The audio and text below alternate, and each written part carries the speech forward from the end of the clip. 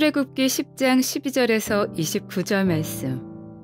여호와께서 모세에게 이르시되 애굽 땅 위에 내 손을 내밀어 메뚜기를 애굽 땅에 올라오게 하여 우박에 상하지 아니한 밭의 모든 채소를 먹게 하라.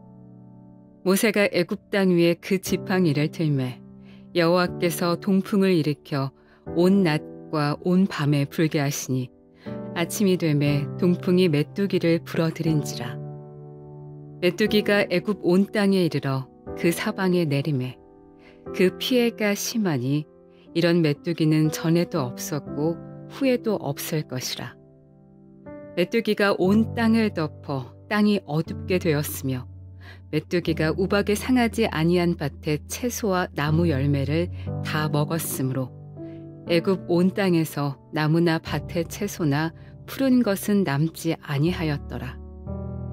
바로가 모세와 아론을 급히 불러 이르되 내가 너희의 하나님 여호와와 너희에게 죄를 지었으니 바라건대 이번만 나의 죄를 용서하고 너희의 하나님 여호와께 구하여 이 죽음만은 내게서 떠나게 하라.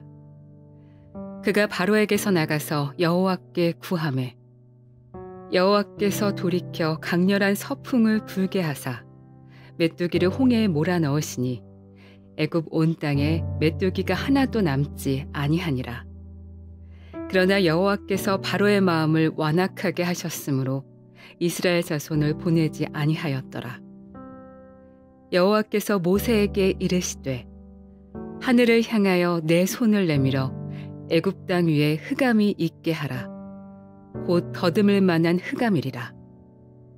모세가 하늘을 향하여 손을 내밀매 캄캄한 흑암이 3일 동안 애굽 온 땅에 있어서 그동안은 사람들이 서로 볼 수 없으며 자기 처소에서 일어나는 자가 없으되 온 이스라엘 자손들이 거주하는 곳에는 빛이 있었더라. 바로가 모세를 불러서 이르되 너희는 가서 여호와를 섬기되 너희의 양과 소는 머물러 두고 너희 어린 것들은 너희와 함께 갈지니라. 모세가 이르되 왕이라도 우리 하나님 여호와께 드릴 제사와 번제물을 우리에게 주어야 하겠고 우리의 가축도 우리와 함께 가고 한 마리도 남길 수 없으니 이는 우리가 그 중에서 가져다가 우리 하나님 여호와를 섬길 것임이며 또 우리가 거기에 이르기까지는 어떤 것으로 여호와를 섬길는지 알지 못함이니이다 하나. 여호와께서 바로의 마음을 완악하게 하셨으므로 그들 보내기를 기뻐하지 아니하고 바로가 모세에게 이르되 너는 나를 떠나가고 스스로 삼가 다시 내 얼굴을 보지 말라. 내가 내 얼굴을 보는 날에는 죽으리라. 모세가 이르되 당신이 말씀하신 대로 내가 다시는 당신의 얼굴을 보지 아니하리이다. 샬롬. 오늘도 하나님의 말씀으로 하루를 시작하시는 여러분들에게 하나님의 은혜와 평강이 충만하게 넘치시기를 간절히 축복합니다. 2025년 6월 11일 수요일 출애굽기 10장 12절에서 29절 말씀을 가지고 어둠 속에서도 비추는 하나님의 빛이라는 제목을 함께 말씀 나누도록 하겠습니다. 요즘 우리는 종종 이렇게 얘기하죠. 세상이 너무 어지럽다. 뭐 단순하게 보면은 먹고 살기 힘들다. 그런데 좀 더 영적으로 들어가면 무엇이 진리인지 모르겠다. 삶의 방향을 잃고 마음은 지치고 공허함이 깊어집니다. 마치 앞이 보이지 않는 깊은 어둠 속을 걷는 것 같은 시대죠. 바로 이럴 때에 성경은 우리를 태초의 장면으로 이끌어냅니다. 창세기 1장 2절을 보면 땅이 혼돈하고 공허하고 흑암이 깊음이 있었다 이렇게 얘기하고 있죠. 그죠? 아무것도 보이지 않는 그때에 하나님께서 첫 번째로 말씀하신 것이 뭐였습니까? 바로 빛이 있으라라는 선언이었습니다. 이것은 단순히 세상을 정돈하는 어떤 명령이 아니라 어둠을 뚫고 생명을 여시는 하나님의 능력, 창조주 하나님의 첫 번째 모습, 그렇죠? 너무나도 인상 깊은 장면이죠. 성경이 말하는 그래서 어둠은 단지 감정이나 상황이 아니라 하나님이 없는 상태를 얘기를 합니다. 그래서 하나님의 부재, 하나님 없이 살아가는 삶은 본질상 혼돈과 공허 속에서 길을 잃고 헤매게 될 수밖에 없다라는 것이죠. 그런데 그 하나님께서 어둠 가운데 말씀하시는 거예요. 빛이 있어라. 그리고 예수님께서 말씀이신 예수님께서도 이 땅에 오셔서 선언하셨죠. 뭐라고 하셨죠? 나는 세상의 빛이다. 그래서 오늘 우리가 함께 보는 이 출애굽기 10장은 성경 전체의 내용에서 한 부분에 불과할지 모르지만 이 빛의 사건으로 우리가 또한 함께 볼 수 있습니다. 애굽 온 땅에는 만질 수 있을 만큼 짙은 어둠이 덮였지만 하나님의 백성이 거하는 고센 땅에는 빛이 있었다는 것이 오늘 본문의 내용이잖아요. 그래서 오늘 본문 말씀을 통해서 하나님께서 우리에게 주시는 그 세 가지 분명한 메시지를 함께 나누는 귀한 시간 되기를 축복합니다. 오늘 본 말씀 통해서 첫 번째로 기억해야 될 것은 하나님은 완악한 자를 심판하시되 그 완악함을 통해 자신의 영광 또한 드러내신다라는 거예요. 출애굽기 10장에서 반복되는 구절은 20절, 27절을 보면 여호와께서 바로의 마음을 완악하게 하셨다. 주어가 하나님이죠. 제가 주일날도 설교했습니다만 여호와께서 그렇게 하셨다. 그런데 앞서 이전 말씀에서는 바로 또 스스로 마음을 완악하게 했다 이렇게 얘기를 하죠. 주어가 바로였습니다. 이 두 표현이 의미하는 것은 뭐예요? 하나가 맞고 하나 틀린 것이 아니라 이 두 표현은 하나님의 주권과 인간의 책임이 인간의 삶 속에 동시에 작동한다는 것을 얘기를 합니다. 신학적 긴장 상태를 가지고 있다고 얘기를 하는데 하나님은 죄를 조장하시는 분이 아니죠. 그러나 사람이 끊임없이 진리를 거절하고 완악함을 반복할 때 하나님은 그 마음을 그대로 두심으로써 심판의 통로로 사용하신다라는 거예요. 그래서 오늘 말씀은 아니지만 로마서 9장 17절 말씀 보면 바로에게 이렇게 말씀하시는 장면이 사도 바울이 인용을 했죠. 로마서 9장 17절 성경이 바로에게 이르시되 내가 이 일을 위하여 너를 세웠으니 곧 너로 말미암아 내 능력을 보이고 내 이름이 온 땅에 전파되게 하려 함이라 하셨으니 아멘. 출애굽기 9장 16절을 인용한 말씀이죠. 하나님께서 그의 고집을 통해 자신의 이름과 능력을 온 세상에 알리겠다라고 말씀하십니다. 바로는 하나님의 말씀을 들었고 기적을 보았고 수차례 회개할 기회를 받았습니다. 그런데 그는 그것을 반복해서 거절했고 하나님은 그의 완악함을 심판의 도구로 사용하시죠. 이로 인해서 하나님의 영광은 드러났지만 바로 자신은 멸망의 길로 들어서게 됐다는 것이죠. 이 말씀은 우리에게도 동일하게 경고하고 있습니다. 우리는 지금 하나님의 말씀 앞에 어떠한 태도로 반응하고 있는지, 혹시 말씀을 들으면서도 여전히 내 고집과 생각으로 완악함을 유지하고 있지는 않은지, 아니면 이번만의 회개를 통해서 여전히 나는 괜찮은 사람이라고 생각하고 있지 않은지. 하나님은 완악한 자를 심판하는 분이라는 것을 기억해야 됩니다. 하지만 또한 회개하는 자에게는 언제나 긍휼과 구원의 길을 활짝 여시는 분이십니다. 그러면 날마다 겸손히 말씀 앞에 반응하고 회개하고 마음을 부들부들하게 부드럽게 해서 은혜의 자리에 반드시 머무는 삶을 살기를 주님의 이름으로 축복합니다. 본 말씀 통해서 두 번째로 기억해야 될 것은 하나님은 세상에 거짓된 빛을 무너뜨리시고 참된 빛이 누구인지를 드러내셨다는 것입니다. 아홉 번째 흑암의 재앙을 주셨는데 21절 말씀이죠.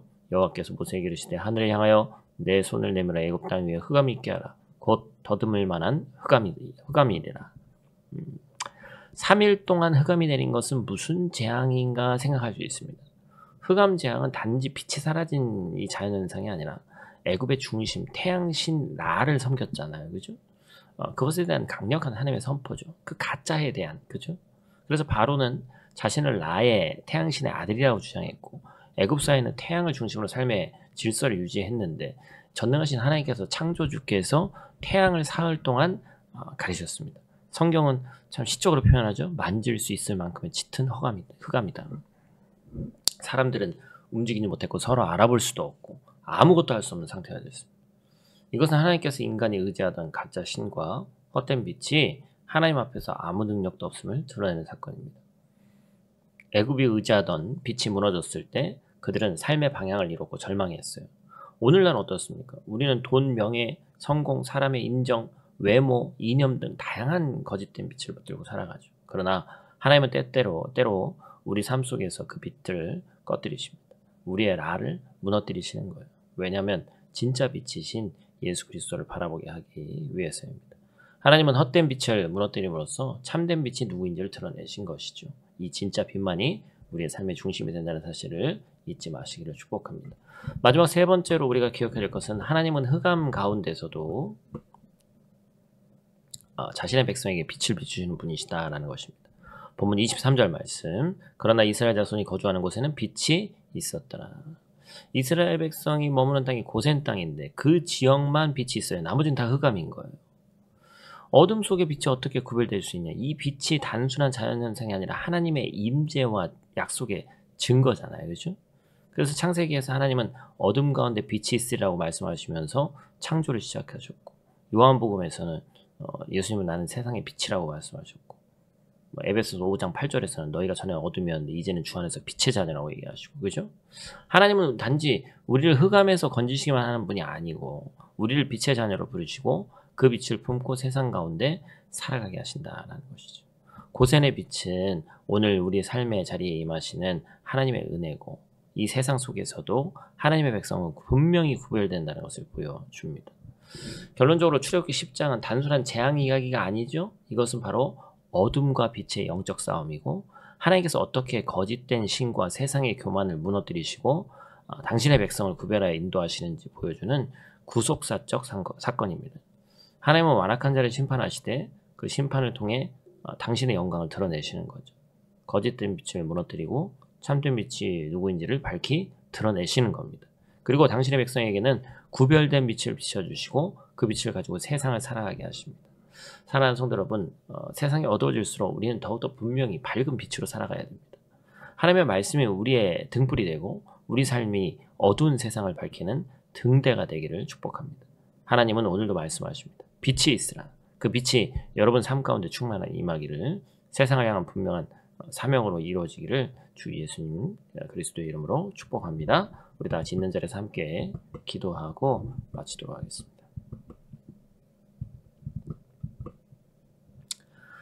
사랑과 빛의 아버지 하나님, 이 아침 우리를 깨우시고 주님 앞에 나오게 하심에 감사를 드립니다. 세상은 점점 어두워지고 무엇이 진리인지 분간하기 어려운 시대를 살고 있지만 오늘도 주님의 말씀이 우리 삶의 우리 발의 등이요 내 길의 빛이 되심을 고백합니다. 오늘 본 말씀을 통해서 아무리 짙은 흑암이 애굽을 덮어도 주의 백성이 있는 고센 땅에는 빛이 있었음을 알 수 있습니다. 이 땅을 살아가는 우리 삶이 거짓된 빛에 의지하지 않고 오직 빛 대신 주님만 따라가는 삶 살 수 있도록 하나님 도와주시옵소서. 그래서 우리 삶 가운데도 우리 각자의 삶 가운데 하나님께서 빛이 있으라라고 말씀해 주셔서 그 빛이 우리 가정과 일터, 교회와 백성, 공동체 가운데 가득 임하게 하시고 오늘 하루도 어둠 속을 빛으로 살아가는 거룩한 주의 자녀들, 구별된 자들 될 수 있도록 하나님 도와주시옵소서. 예수님 귀하신 이름으로 기도드립니다. 아멘.